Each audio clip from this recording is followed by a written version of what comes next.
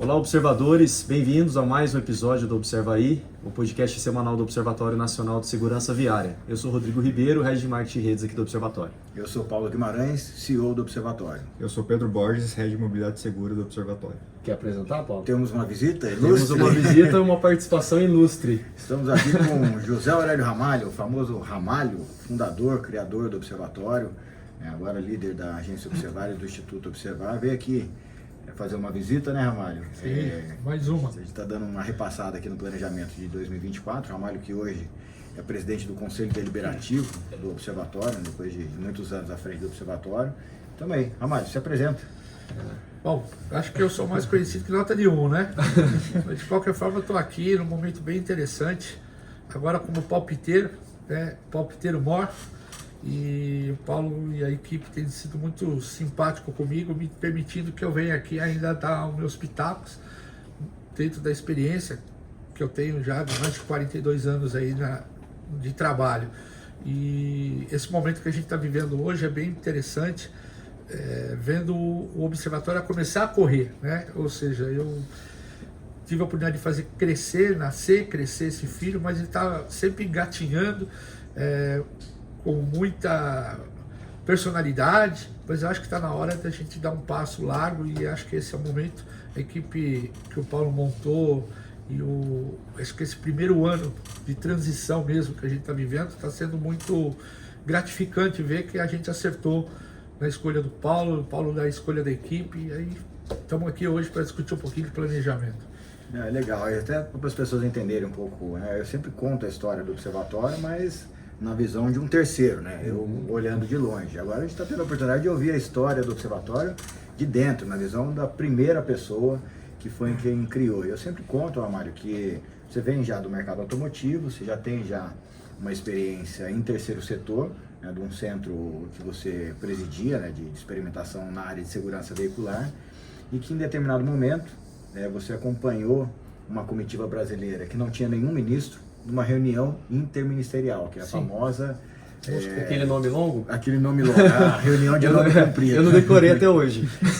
É a reunião interministerial global de alto nível, com as maiores autoridades, enfim, deve ter um nome comprido. De alto nível eu já comecei a ficar preocupado. O que eu estou fazendo aqui, né? Não, e aí você foi para essa reunião, né, ainda no mercado privado, vamos dizer assim, sem representar governo, e lá você teve esse insight, né? Então, por que você resolveu abrir o Observatório? Essa que é sempre a pergunta que nos fazem aqui. eu estava à frente do Centro de Experimentação e Segurança Viária, o nome é esse. Veicular. Não, Segurança Viária. Viária? Observatório, chama Centro de Experimentação e Segurança Viária. Eu sempre achei que o V fosse veicular. Não, e deveria ser, porque lá fazemos crash test, avaliação de veículos, nós criamos as tabelas de tempo, isso é curiosidade, né? Quanto tempo leva para trocar a porta de um Gol na época, né? Os carros da época, né? O Fiat, o Uno, né? Até hoje está lá esse projeto para poder alimentar as seguradoras para fazer a remuneração da troca de componentes no caso de um sinistro. Como é que eu sei que leva 3 horas, 1 hora? Então, para reparar e para substituir. Então esse é o grande trabalho que a gente fazia. Então era um trabalho técnico, sim, né, que equilibrava o mercado entre prestador e fornecedor, sem dúvida, que é um pouco do conceito que você trouxe para o Observatório. Ele norteava, né? Ele acabava com aquela subjetividade. Então para fazer isso, Paulo, a gente fazia um crash test, batia um carro, né, e ali, a partir daquela batida, a gente faria todo esse estudo. E uma coisa que me preocupava, você nunca ouviu falar, e é legal que você me instigou a memória.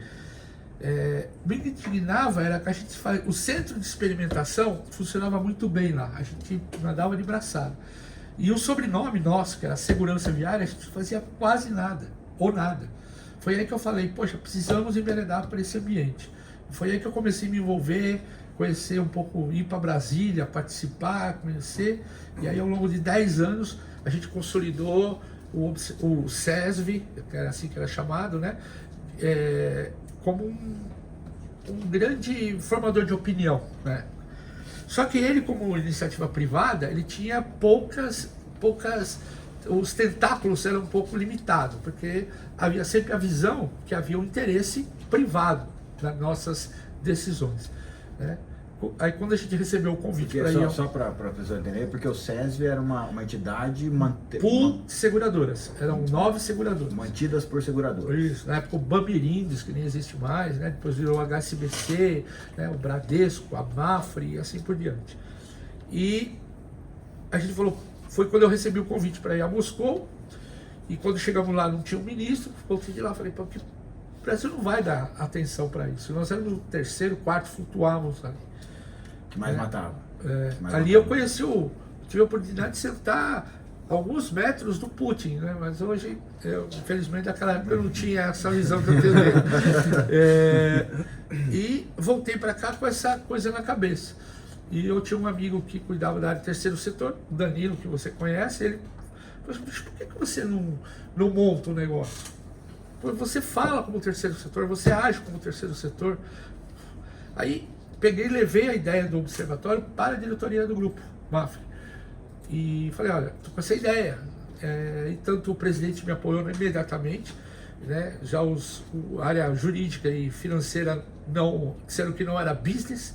E aí eu falei, poxa, então eu quero ir embora. Aí eu pedi para sair, né? Saí e montei o projeto do Observatório Nacional de Segurança Viária. Né? E aí... E naquela época você tinha a companhia da mochila. Era você e a mochila. O Paulo, até hoje a mochila me persegue. A semana passada eu estava indo na Paulista ali, fui até a Angélica, para quem conhece o trecho ali, são uns 4, 5 quarteirões. Eu com esse meu pezinho, né? Já o joelho não aguenta, e eu com a mochila nas costas. Cheguei até a fazer uma foto, acho que eu te mandei a foto, não, depois eu te mando. Falei, cara, o que eu estou fazendo aqui com 60 anos com uma mochila nas costas? Né? E foi assim que a gente começou. E graças a Deus, aí nesse período, principalmente as pessoas que passaram pelo observatório, você foi um deles. Eu acho que aquele período que você ocupou a diretoria técnica, a gente deu um salto de qualidade muito grande no trabalho do observatório, e foi isso. E eu já vinha me preparando. Quem me conhece, quem conhece meu trabalho, quem está do meu lado, sabia que eu queria sair em 2020. Porque o meu período era 2011 a 2020, eu queria sair com a década. Porque aí o meu trabalho foi feito. Né? Porque eu tinha montado o projeto do Observatório, por curiosidade, eu tinha montado um instituto chamado Instituto Observar, que é uma coisa que eu gosto muito. Né? Nós todos, como cidadão, observamos. E dentro da observação nós somos críticos. Por que não faz isso? Por que não faz aquilo? E dentro do Instituto Observar, a gente queria incentivar organizações sociais a observar com mais fundamentação técnica, com mais estruturação, não no achismo. E aí surgiu a ideia de montar o Observatório Nacional de Segurança Viária. Aí eu já tinha esse chamado Instituto Observar. E aí eu tive que deixar o Instituto Observar de lado, porque eu tive que entrar de cabeça no observatório para trazê-lo até 2020, que era a minha intenção, e fiquei até 22 por causa da pandemia. Então a pandemia também nos afetou.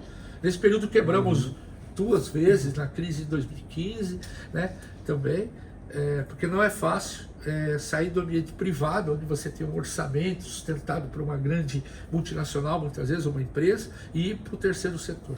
Mas foi um grande desafio, um grande aprendizado, né, e Deus me iluminou aí de construir, pavimentar a minha vida com bons relacionamentos, e o Paulo é um deles, e aí ele aceitou. Eu não contei toda a verdade para ele. Foi uma armadilha. Ele aceitou o desafio de vir absorver aí o observatório. Ele sabia, assim, ele passou 3 anos, ele sabia tudo, mas sempre foi muito transparente. Eu acho que não tem muito mistério. Mas o desafio é pesado e é grande. Estamos aqui hoje. Ramalho, e agora, né, você tá dando não essa afastada, você está mudando a sua função e as suas atribuições dentro do observatório, porque você assumiu agora a posição de presidente do conselho, você saiu do dia a dia de execução. E agora está se dedicando ao Instituto Observar, né? A gente, é um projeto muito legal, né, que tem essa função de incubar e acelerar outras ONGs, né, de acordo com as principais políticas públicas, as demandas sociais que a gente tem. Né? O Ramalho até dá uma explicação assim, olha, pegar uma ONG de cachorro, né, que cuida dos animais, de proteção dos animais. Você tem pessoas muito boas, apaixonadas pela causa, mas que não tem estrutura organizacional, que não tem estrutura jurídica, administrativa, de comunicação. E o Instituto Observar está com essa ideia, né, de ajudar essas ONGs a produzirem seus trabalhos. É exatamente, isso? Paulo. Você falou bem, exatamente. Pegar esse apaixonado e ajudar ele Exato. a crescer. e até buscar a tal captação de recursos, para que ele tenha fôlego no primeiro, segundo ano para poder caminhar. Então, nós montamos dentro do Instituto Observar um hub de parceiros, a gente chamou de One Hub, onde a gente tem nós temos ali uma área de marketing, uma área de comunicação, uma área jurídica, uma área de captação de recursos e uma área de estratégia. Então, com profissionais com mais de 20, 30 anos, 40 anos de experiência, né? E, inclusive, uma das regras do Instituto, Paulo, é que nós temos que doar por ano, no mínimo, um projeto que a gente vai fazer a concessão do nosso serviço sem custo nenhum. Então nós vamos, por exemplo, adotar uma ONG de cachorro, por exemplo, e vamos ajudar esse cara até ele navegar e seguir a vida dele. Essas empresas e profissionais que são parceiros do Instituto Observar entregam essa monitoria. Isso, exato, essa mentoria. É óbvio que os outros serão remunerados em função do projeto. Então, quando a gente captar o recurso para o projeto, sei lá, de idosos, nós vamos captar o recurso já buscando a remuneração desse hub, entendeu? Então é assim que a roda gira. A gente consegue atender essa pessoa e remunerar os profissionais que ali estão executando a tarefa. Então, só que o desafio já começou, já vieram com o Observatório de Saúde, que eu tenho um sonho de montar, e a gente já está se reunindo com médicos, enfermeiros, a gente quer trabalhar a saúde, que nós chamamos preventiva. Se fala muito, se faz pouco, né? E pegar as boas práticas. O que está se fazendo de saúde? Por que em tal lugar morre tanto pouca gente desses tipos de doença que é muito mais... aqueles têm esses hábitos, tal. Como que eu multiplico isso? Né? Então, essa é a ideia do Observatório de Saúde. E a gente já copiando Ctrl-C, Ctrl-V o que nós fizemos no Observatório. Só que dessa vez ele nasce com diretoria própria, gestão própria, conselho próprio. Eu quero distância disso, porque para mim... eu disse que ia trabalhar menos. Né? É legal. E assim, Ramalho, a gente tem uma missão aqui, né? Você falou a sua missão e até 2020 foi prejudicada um pouquinho aí pela pandemia. E a nossa aqui, lembrando as pessoas, a gente fez uma mudança no estatuto do Observatório. O Observatório hoje ele é regido por meio de conselhos. E eu, o Rodrigo, o Pedro, toda a turma aqui faz parte de uma equipe executiva. Então a gente tem uma missão aí de entregas até 2030, acompanhando tudo que está acontecendo nesse cenário. Então eu vou pedir agora um conselheiro, na verdade é uma dica assim, o que você enxerga, Ramalho, de principais desafios, né, para passar para a gente aqui que somos da equipe executiva. Então um exemplo, o desafio de captação de recursos, manter a entidade em pé do ponto de vista financeiro, é o maior desafio ou não? O desafio é as pessoas entenderem a importância da causa. Estou usando esses dois exemplos porque a gente vê às vezes as empresas colocando milhões de reais, né, num festival de rock, que nem a gente viu agora, milhões e milhões de reais, e às vezes para a gente desenvolver um projeto de pesquisa, né, o Pedro tem essa dificuldade lá, que vai mudar a vida da sociedade, a gente tem dificuldade de captar. Então, esse é um exemplo, ou o próprio exemplo da causa, né? A gente às vezes, e a gente já teve experiências de fazer aquelas vaquinhas virtuais, por exemplo, e uma vaquinha virtual para salvar a vida de um cachorro, às vezes consegue muito mais arrecadação do que salvar a vida de uma pessoa no trânsito. Então, assim, o que você enxerga de toda essa experiência? Qual que é o principal desafio dessas entidades e do observatório daqui para frente? Com o que a gente tem que se preocupar aqui na equipe executiva? Eu acho que o grande foco são duas respostas, hein, Paulo? Primeiro, do observatório.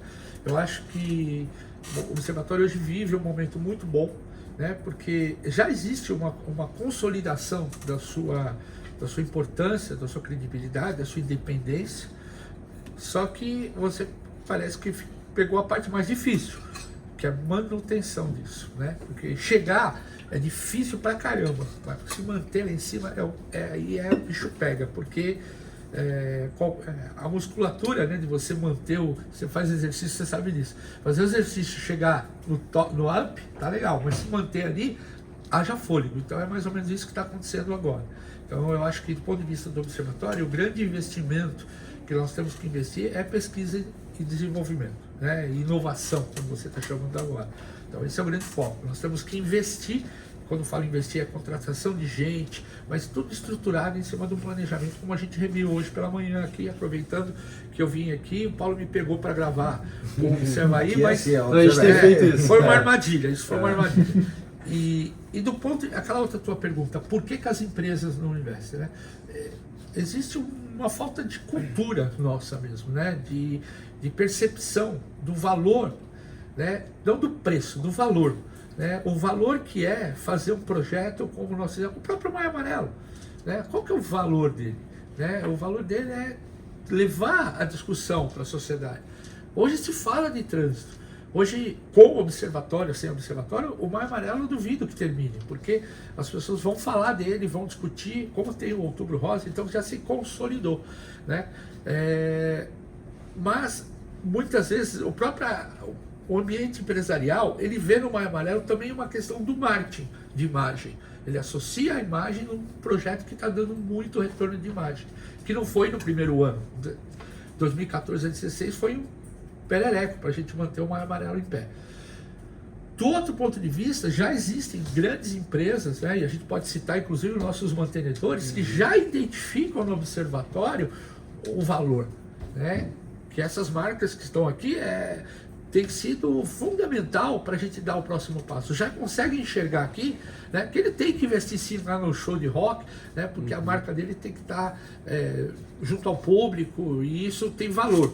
Né? Mas também ele pode e deve continuar investindo em causas sociais, como é a questão do trânsito. Né? E é isso, eu acho que é um grande desafio nos próximos anos. Mas com esse planejamento que a gente viu aqui hoje, eu fiquei impressionado, Paulo, como você desenhou com a equipe aí. Eu acho que tem uma estrutura bem interessante, né, que a gente vai poder avançar nos próximos anos. É legal, e assim, falando de planejamento, né, para as pessoas entenderem como é que funciona o observatório, a gente já está pensando, já faz um tempo que a gente está pensando no ano que vem já, mas agora a gente consolida isso em planejamento mesmo, com cronogramas, com os investimentos, as pessoas, apresenta isso para o nosso conselho de mantenedores, que é o conselho consultivo, que vai acontecer agora em novembro, e valida isso no conselho deliberativo em dezembro, para a gente poder exercer o orçamento e o planejamento no ano que vem. Então, isso é uma coisa que cada vez mais a gente tem colocado de forma mais transparente para as pessoas também entenderem como é que funciona o observatório e saber que tem todo esse trabalho aqui e a gente não está tirando coelho da cartola, né? Tem algumas coisas, alguns posicionamentos que eu acho que a gente já pode adiantar aqui, né, para quem estiver escutando. A gente vai trabalhar com 2 focos principais o ano que vem, moto e velocidade. São 2 fatores de risco e grupos de veículos e vítimas que a gente precisa tratar, são os mais prioritários. Tem um monte de coisa para fazer, mas o mais prioritário é isso. Então a gente vai desdobrar todas as ações. A gente reviu, né, Ramar? Eu te apresentei agora há pouco. O observatório tinha os eixos de atuação lá atrás, né, que eram definidos, né? Dados, informação, estudos e pesquisa, comunicação e advocacy. Então a gente deu uma reformulada também nesses eixos de atuação. Hoje a gente vai trabalhar com PDI, que é Pesquisa, Desenvolvimento e Inovação, vai trabalhar com Impacto Social e Advocacy. Esses são os 3 principais eixos de trabalho. Então é uma matriz, eu tenho moto e velocidade com esses 3 eixos de trabalho e a partir dali a gente vai derivar todos os nossos programas e projetos. Então, sim senhor.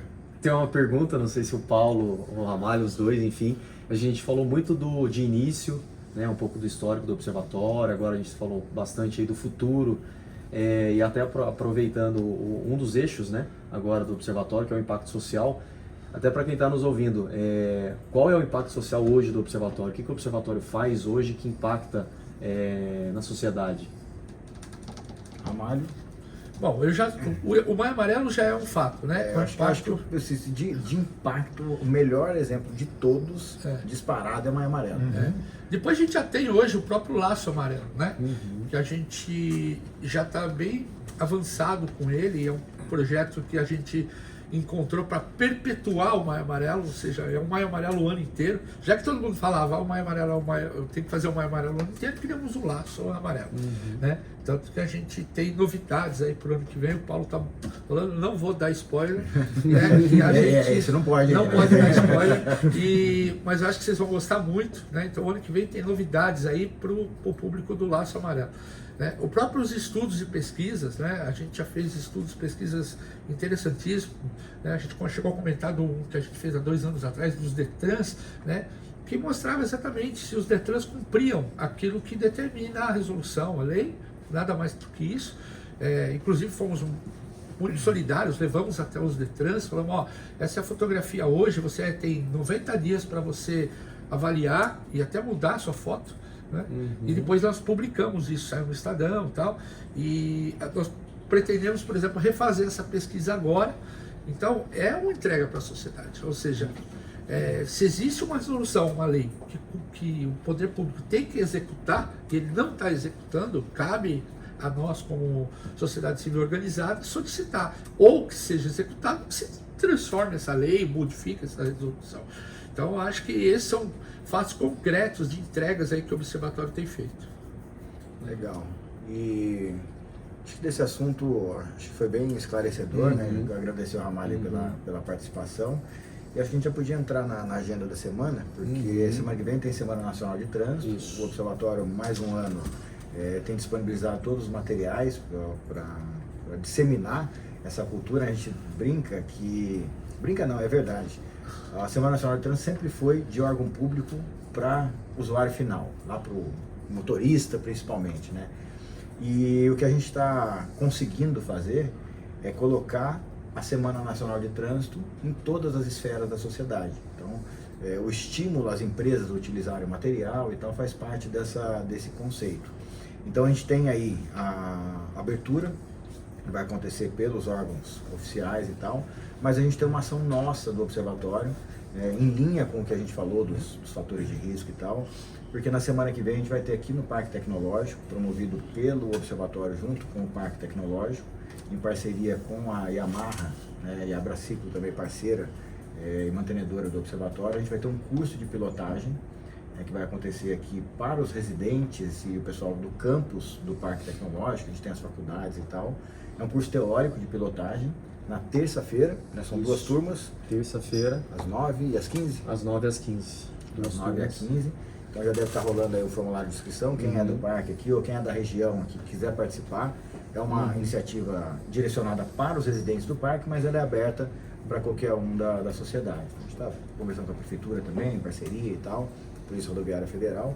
E na quinta-feira, aí já é um curso...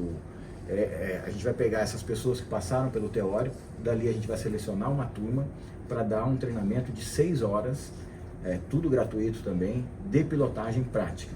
Show! Então, a gente vai montar um circuito aqui dentro do Parque Tecnológico, as pessoas vão poder exercitar ali frenagem, enfim, fazer todo o processo. Então, essa é uma das ações do Observatório para a Semana Nacional de Trânsito. Isso. E aí, logo após a Semana Nacional de Trânsito, a gente já está com inscrições abertas para o webinar. E também para divulgar, não sei se o Pedro quer Sim, vai falar ser um pouquinho. A gente já falou no último episódio, webinar Guia do Ciclista Seguro, na sexta-feira, dia 22, Dia Mundial Sem Carro. Vai ser às 10 da manhã. Não sei, já vai publicar com um formulário de inscrição. E o Alan da Abraciclo vai apresentar o conteúdo do Guia do Ciclista Seguro, que é a segunda edição, que saiu no mês passado. E a gente teremos convidados também para debater sobre o assunto. Já tem os confirmados? Já temos. União dos Ciclistas do Brasil, uma das entidades confirmadas. Sim, e Ciclocidade. Ciclocidade também, que é uma outra ONG, que estão juntos com a gente na ação de advocacy. Sim. Tem atualização da ação de advocacy? Não temos ainda. Tá, a gente está, Ramalho, até com essa ação de advocacy para mexer com a questão das velocidades, né? E o ponto que a gente está hoje é o desafio do desapensamento. O que é isso? Foi criado o PL, a gente está acho que com 8 ou 9 autores, né? Nesse PL que visa alterar o Código de Trânsito para permitir a fiscalização por velocidade média. Só que ele foi apensado, ficou um texto muito bom, todo embasado com estudos e pesquisas do Observatório. Só que a hora que ele foi para o Congresso, entrou naquela maluquice lá de regimento interno, ele foi apensado com mais uns 275, né? Sim, por aí. 275 projetos de lei.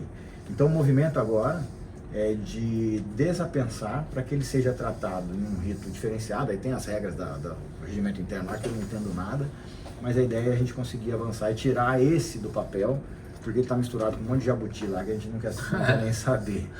Então é também esse webinar faz um pouco de relação com isso, porque velocidade ele tem o tratamento e a gestão da velocidade tem a função de preservar os usuários mais vulneráveis, e ali a gente tem pedestre e ciclistas atuando, e por isso que essas entidades estão junto com a gente nessa ação. Ótimo.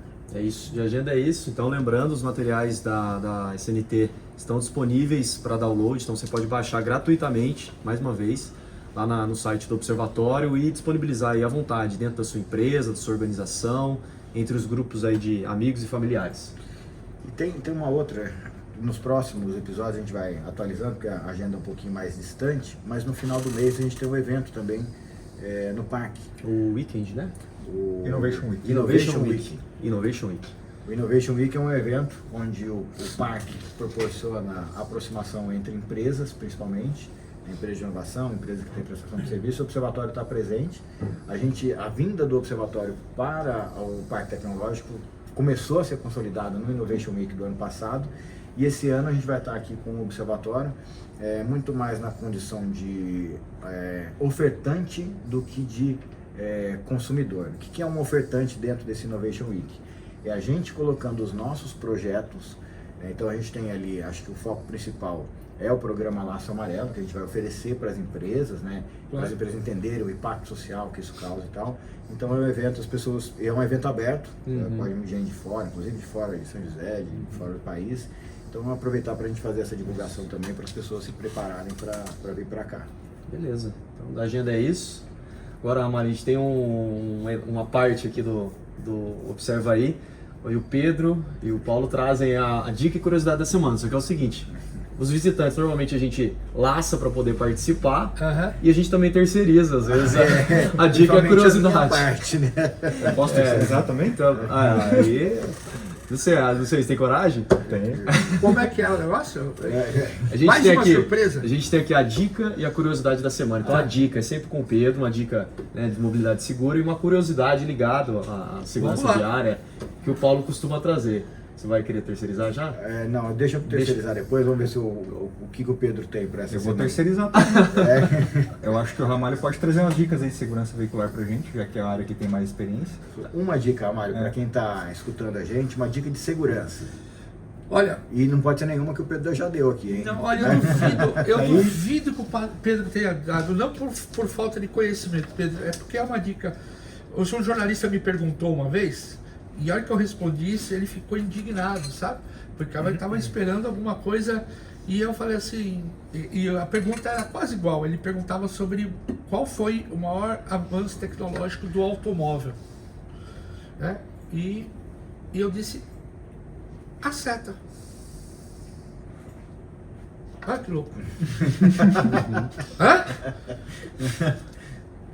Quem nunca, quase, ou aconteceu uma ocorrência por falta da tal seta? A seta é a comunicação no trânsito.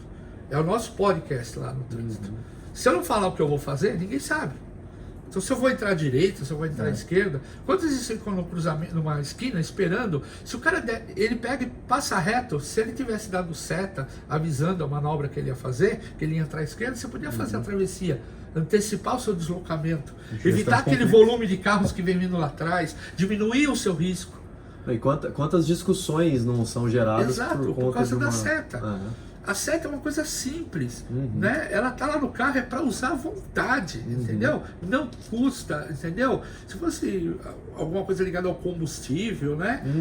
Não afeta o meio ambiente, olha que maravilha. Então, dá seta, entendeu? Boa. Porque, Boa dica. porque ela é básica, entendeu? Os outros componentes são passivos, ela é ativa, é uma segurança ativa, né? E você consegue alertar as pessoas do que está acontecendo. Essa é a minha dica. Muito boa. Então, já que o Pedro terceirizou, eu vou terceirizar também. Vou emendar. Aproveita o frete. A curiosidade, a gente sempre traz um elemento curioso relacionado a trânsito. Semana passada, o que eu trouxe de curiosidade? Não estou lembrando agora. Semana passada foi o... Ah, não, foi do... Não lembro. Foi das mãos. É verdade, a mudança de... o aniversário de 60 anos. 60 anos da mudança de circulação da Suécia, que era mão inglesa e passou a ser mão direita, que foi o dia do pandemônio, lá, conhecido como dia H. Então são curiosidades.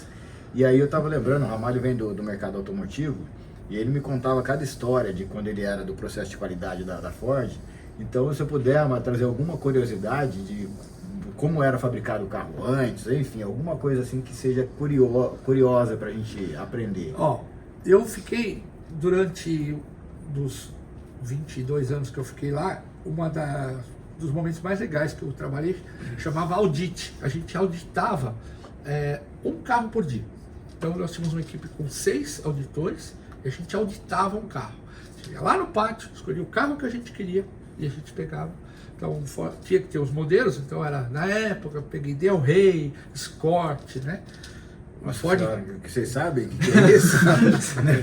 Eu sei. O pior não é isso, o pior é isso, Paulo. Pegava esse carro e a gente fazia primeiro um teste de rodagem, a gente andava no carro para avaliar ruídos e rangidos, que a gente chamava. E depois a gente fazia uma desmontagem do veículo, né, que eu tinha a parte do audit elétrico, né, para avaliar possíveis falhas de conexão e montagem. E tudo isso gerava uma nota. E no final, às 2 da tarde, todo dia, o presidente da Ford, lá, o diretor da planta da Ford, né, descia para esse audit com diretores de engenharia, diretores de qualidade, entendeu? E de compras, porque às vezes era um fornecedor que fornecia e a gente avaliava o carro. Então ali a gente inclusive avaliava riscos, avarias, até porque eu estava olhando o carro do ponto de vista de um consumidor que conhecesse muito bem o processo. E para você entender a seriedade disso, a gente tinha um negócio, uma vez cada 4 anos, a gente tinha um alinhamento de auditores do mundo inteiro. Vinha auditor da Alemanha, ou às vezes a gente ia dos Estados Unidos, porque a gente comparava as plantas da Ford, qual planta estava produzindo o carro com melhor qualidade. Então eu precisava ter o mesmo critério de avaliação do Pedro, que era o auditor da Alemanha. E o Brasil sempre teve um destaque muito grande, muito bem colocado entre os primeiros de melhor avaliação.